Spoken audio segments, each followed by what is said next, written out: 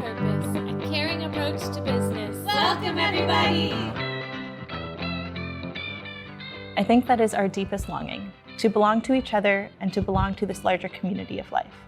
And to me, tending to that notion of garden in all its scales is a powerful way to belong. A quote by the incomparable Robert Kammerer. Welcome to Pollinating Purpose, a caring approach to business. I am your host and avid tree climber, Miriam Waliji. I also am the Social Enterprise Program Manager and Coach here at Pillar Nonprofit Network. For those of you who are new here, Pollinating Purpose is a show all about supporting organizations who seek to have social impact in the work that they do.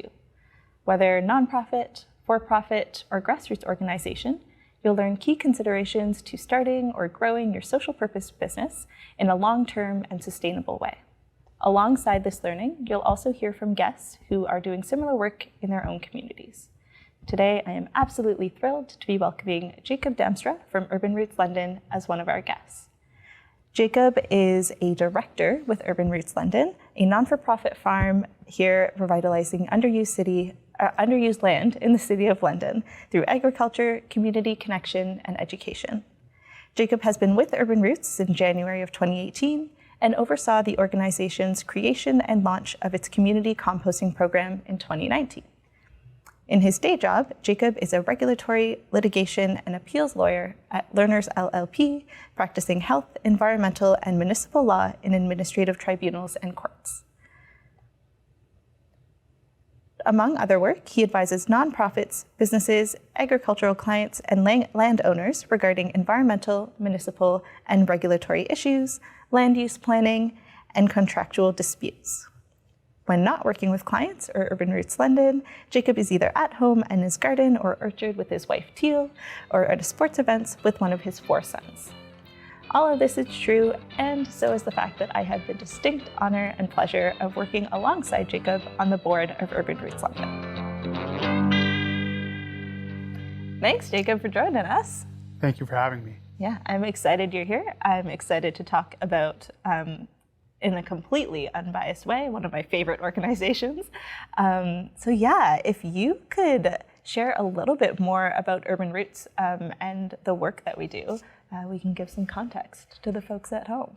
Absolutely. So Urban Roots London is a not-for-profit organization that's aim is to revitalize underused land within city limits through agriculture by growing high-quality, organically grown produce and distributing it locally in our equitable model, which I'm sure we'll talk about more. But more than that, its intent is to reorient people to how we think about where our food comes from, how it's produced, and how it's distributed on a hyper-local scale. Yeah, thank you. So, you mentioned this equitable model. So Urban Roots London uses a model of thirds principle in not only the food distribution, but kind of it's a guiding principle for the organization. So can you share a little bit about what inspired that model? Absolutely. So after the founders of the organization proved in the first season in 2017 that they could grow food, the next question was, now what?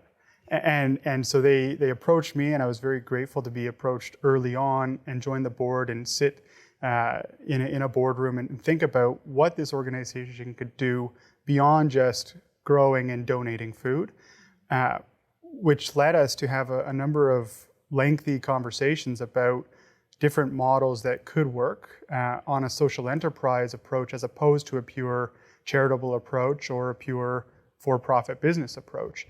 And where we landed was this model, this equitable model of thirds, in which we grow every row of food that we grow, 1/3 is donated right off the top. And it's not the worst looking third or the raggedy third that's left over at the end, it's the best third. And it's donated to community partners who have distribution streams already set up to allow for people that wouldn't otherwise have access to beautiful, nutritious food to have that option. The next third is sold at affordable or accessible rates to other community partners or members of the neighborhood. And so they're accessing, again, this organically grown produce for about half the price of what you would pay on the organics aisle in the supermarket. And then the final third, to support our ability to do those other tranches, is sold at market rates, competitive market rates, to partners that are able to access the produce at full price, like restaurants, grocers, or individuals who attend the markets and choose to pay that full price. And we thought that that was important because, as I said, it wasn't just about growing food and donating it. It was about doing it in a sustainable way that could reimagine the way that we think about how food is produced and distributed and consumed in our community. Mm-hmm. Yeah, thank you. For me personally, the journey of joining Urban Roots, from volunteering with the organization to becoming a member of the board, has really helped mold my understanding of social enterprise as a concept, which is really cool because here I am now. And yeah, I remember some of those early conversations around, difficulties in funding and how the funding priorities shift based on, what the current climate landscape is politically.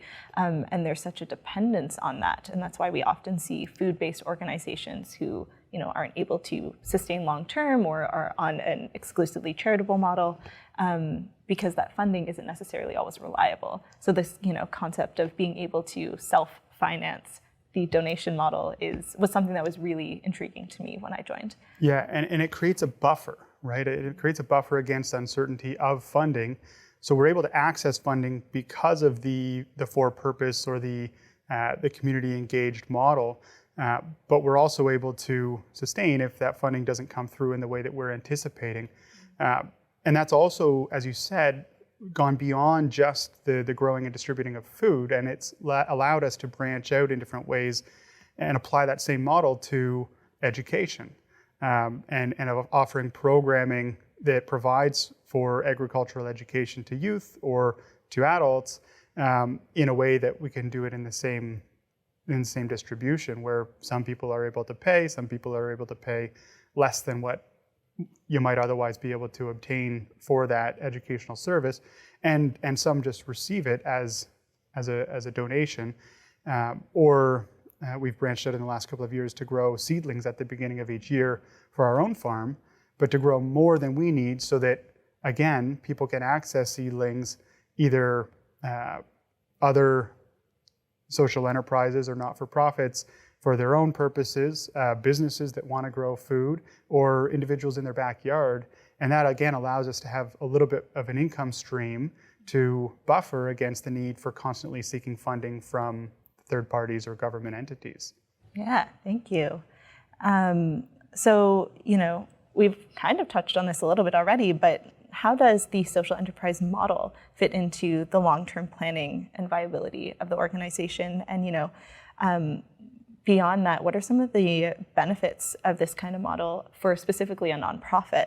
And, what are some of the barriers as well? So the way that I think about social enterprise, and I'm sure that it might differ from others, is just it's a flexible way of thinking about operating an organization. And it allows you to think both, the words are instructive, think both about the social impact that you're having, but also think about it as an enterprise, as something that can be self-sustaining and should intend to be and aim to be self-sustaining. And so by focusing always first on what is the social impact that we're having, and how can we have the best and most impactful mark in our community, that really steers the ship in terms of, now how are we going to put the pieces in place on the enterprise side to support that. And going back to the flexibility piece, it allows you, as I said, to access funding that you couldn't as a business, but it also allows you to have that self-sustainability that you couldn't as a purely charitable organization. So it's this hybrid, this middle ground that, at least when I started with the organization, was really sort of a new concept to me. And I think it was sort of gaining some legs as a concept in the community. And there was more and more interest in different models of organizations and how they could incorporate these two ideas of social impact and being enterprising in the sense of earning money in order to sustain that social impact. Mm-hmm. Yeah, totally. And yeah, it allows us to have that flexibility and have that, impact model at the core be kind of like informing some of the decision making that we do as a board. Exactly, and it grounds every discussion, as opposed to every discussion being about the bottom line or the Excel spreadsheets with the numbers on it. It's always starting with, what are we doing to have an impact in our community? How can we expand? How can we gain more expertise or mastery in our current domain, and then and build on that? Mm-hmm. Yeah, and knowing that there are many difficulties in trying to break the mold and do something new, can you speak to, for particularly with your background on a regulatory perspective, like some of the challenges that we've faced, in trying to do things differently?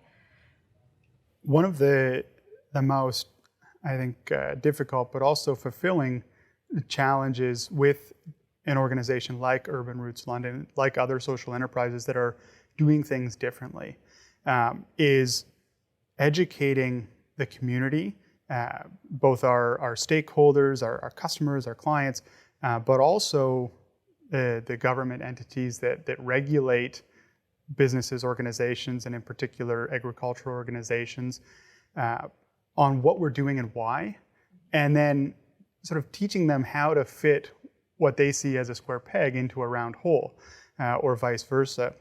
And so it's really breaking down the intention behind the different regulations or municipal bylaws that might apply, and working with the regulatory folks, the staff at the City of London or the ministry officials at the Ministry of Environment, to have a conversation around, this is what we're doing, this is why, and here's how we think it fits within the currently existing model, when you tilt your head a little bit and look at it slightly differently.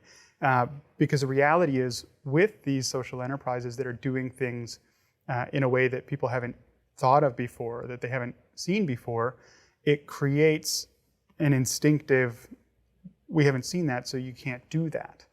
And the challenges will be different for every organization, but they'll still be there. And it's important, I think, to think about those proactively, and not to get caught on your back foot saying, oh, I didn't know that this was going to be a problem, but to actually investigate, what is the regulatory regime in which I'm intending to operate, that this organization is aiming to do its work in.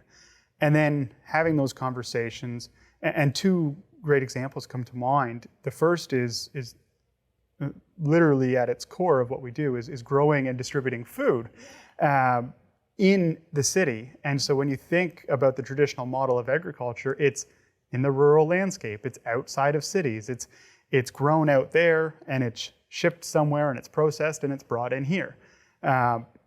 We're totally flipping that on its head, and we're saying we're going to grow right here on this piece of land that wouldn't otherwise be used, and we're going to invite people to this space to commune and connect with their food as they purchase it. But municipal bylaws don't recognize that as a legitimate way of using land.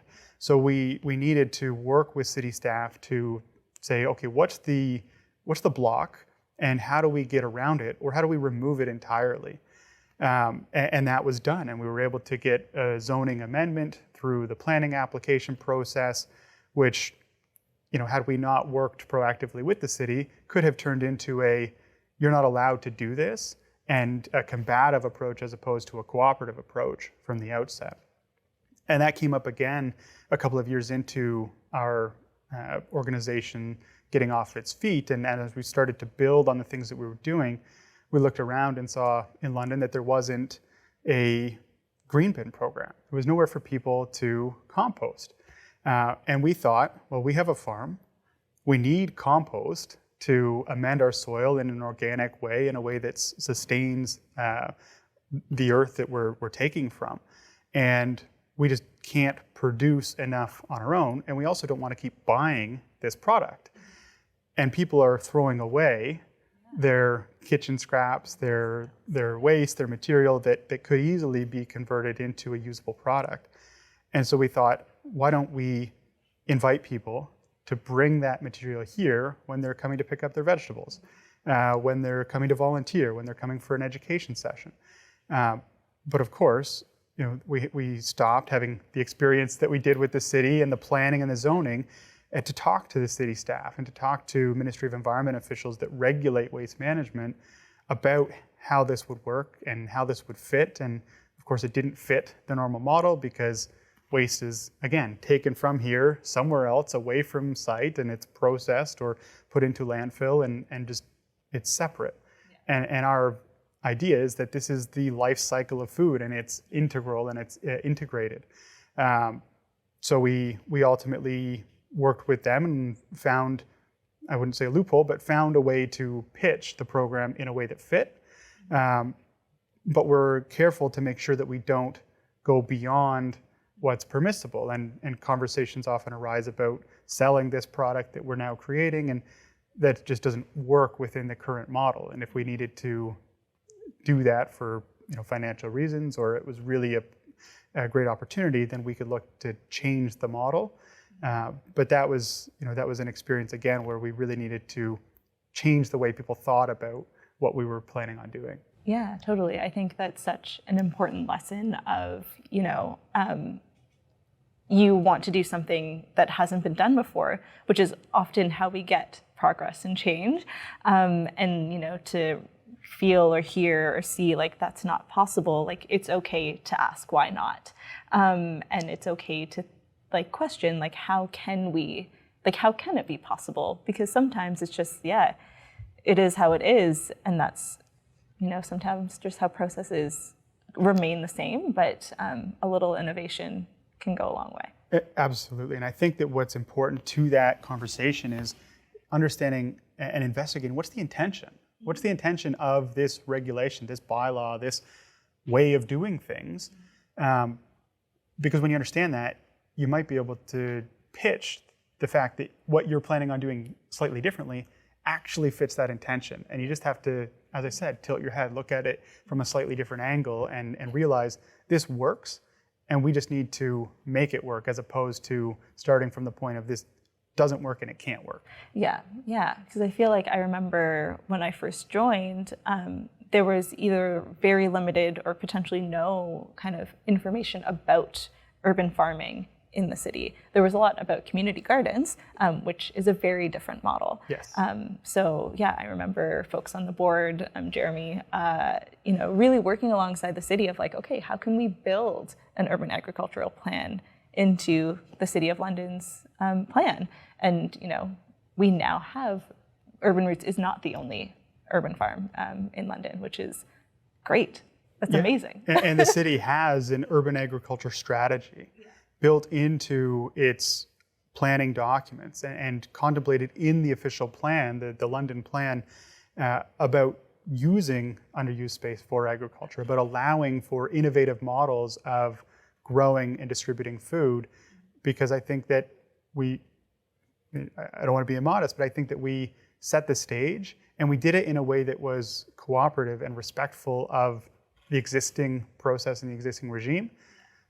It's tempting to tear it down and rebuild, but working within the model and changing it and evolving it, I think is equally productive, and certainly it doesn't rub people the wrong way. Yeah. So I'm going to deviate from the questions that I sent you. So bear with me. So we obviously have a real privilege of having you on the board who understands these regulations, who understands this landscape in a way that I certainly don't. So, if someone who's listening, who's watching, who, is in a similar position of wanting to do something different, but isn't a lawyer, how would you suggest they try and find this information? What could you suggest as a means to sort of navigate this system and learn more about it, so they can advocate for the changes they want to make? So it's obviously going to the classic lawyer answer, it's going to depend, right? No, it's going to depend on the circumstances. It's going to depend on the industry or the space in which this person, this organization is operating or wanting to break into. But I think that the steps are going to be the same. It's talking to the people who are operating in that space and knowing what they're doing, understanding the regulations, the bylaws, the policies that apply that they're needing to comply with, and then trying to talk to the people that are responsible for enforcing those current rules and understanding the intention of them, and just having a conversation about, I've done my homework. I've learned that this is how things have historically worked.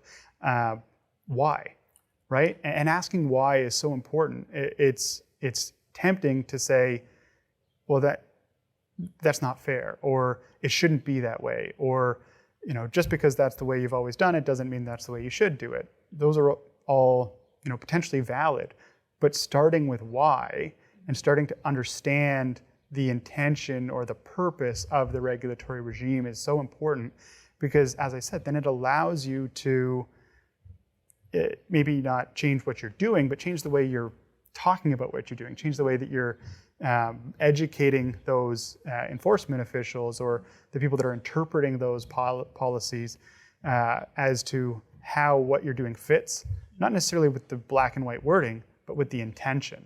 It fits with the why. And I don't think you have to be a lawyer to do that. It's just about listening and understanding and going beyond what's on the page, going beyond what's in the rule book, and having those conversations about how this works, why this is in place, so that we can, so that this organization, this person, can either slightly change the way that they're doing what they want to do in order to fit, or to try to change the way that these people are thinking about the way they enforce or interpret the rules that are in place. Mm-hmm. Yeah, that's a good point. A little plug for the City of London's Business Hub. So, through coaching and with chatting with folks who are starting things, those questions on where do I even find out what sort of regulatory things are required, things like that. And the City of London does have, it's called the City of London's Business Hub. You can reach out to them, and from my experience of chatting with folks there, send them an email, let them know what you're interested in, and they can give you some guidelines on what sort of things to be thinking about, what sort of licenses you need to be considering. And that's just such a helpful place to start, to just, be aware and try and be as informed as possible. So when you go into these conversations, you feel confident.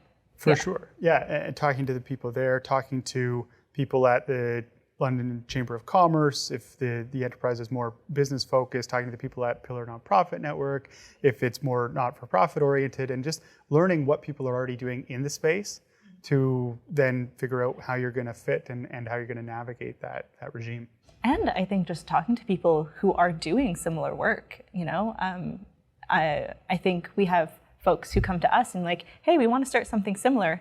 How do we do that? And we're always happy to share. And I think that's such an important element of the community piece of the work that we do is, we recognize that we can't do it all. So let's all kind of work together to fill the gaps that make sense for us to fill. And for the most part, people want to see others succeed. So exactly. Yeah. A rising tide raises all ships and all that good stuff. And that was one of the things that we were very intentional about right from the outset in defining the mission, defining the scope of what Urban Roots was going to do.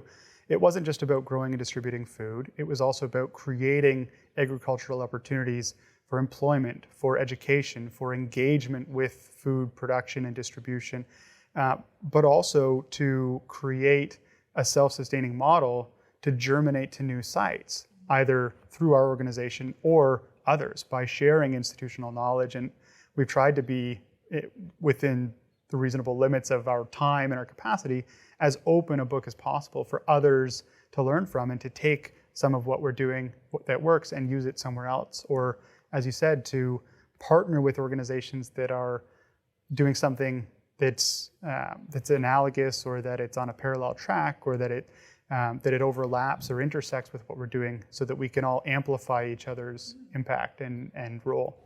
Perfect. Thank you. And as we're kind of wrapping up our time together a little bit, can you share more about, where folks can find out more about Urban Roots, the work that we're doing, how they can get involved? We're always happy to have folks on the farm. Yeah, that's the best part about the organization, is that it's an open door policy, really. Is anybody who wants to come out, we want them out to learn what we're doing, to get their hands dirty, to engage with that food production and the model that we're operating on. The best place, I think, the central hub is the website, urbanrootslondon.ca. There, all of our social media, Facebook, Instagram, Twitter, is all linked. And you can follow us on any of those platforms. And if you want to get involved, there's a volunteer tab right on the webpage. Click it, send an email, send a note, learn how you can get involved. And it's not just about pulling weeds or planting vegetables. It could be offering marketing services or communications or education or planning events or any of these different ways that Urban Roots is engaging with the community. We want people who are excited to join in and become part of the fun. Awesome. Thank you so much, Jacob, for being here. It's always lovely to chat with you, and it's really fun to be able to talk to you in a different context than our regular Sunday board meetings. Yeah, it's been a pleasure. Yeah, thank you for being here. I obviously love the work that you're doing. And yeah, I'm thrilled that we got to share it with folks. Thank you. Thank you again to Jacob Damstra from Urban Roots London for joining us today. This organization is one that is near and dear to my heart, and I'm so glad we got to chat a little bit about it and learn some more about those regulatory things that, frankly, are hard to wrap your head around. So I'm glad that Jacob was able to offer some insight into there too. And so fun fact, Urban Roots London actually participated in the Libro Social Enterprise Incubator that is run by Pillar Nonprofit. And I am the facilitator for. So yeah, part of that program is an opportunity to learn some of these things, like, what are some of the regulatory things you need to be thinking about? How do you plan for your activities? And we also talk about, the financial planning side of things, the market research side of things, and the impact side of things. Really talking about how to make that social impact the core of the decision making that you do. So at our early stages, Urban Roots actually participated in that program, and we weren't able to get into it too much with Jacob. But if you are interested in learning more about the Libro Social Enterprise Incubator and the ways in which we can offer social enterprise support, please visit us at pillarnonprofit.ca/social enterprise. You can either find out some information there. There's some resources linked, including the link to the City of London Business Hub, as well as fill out an intake form if you'd like to connect directly with our team to ask some questions or just find out some information. Again, thank you so much for joining us here on Pollinating Purpose. Again, I am your host, your guide, your business bud, Miriam Waliji, and I am so thrilled that you're here. Thanks.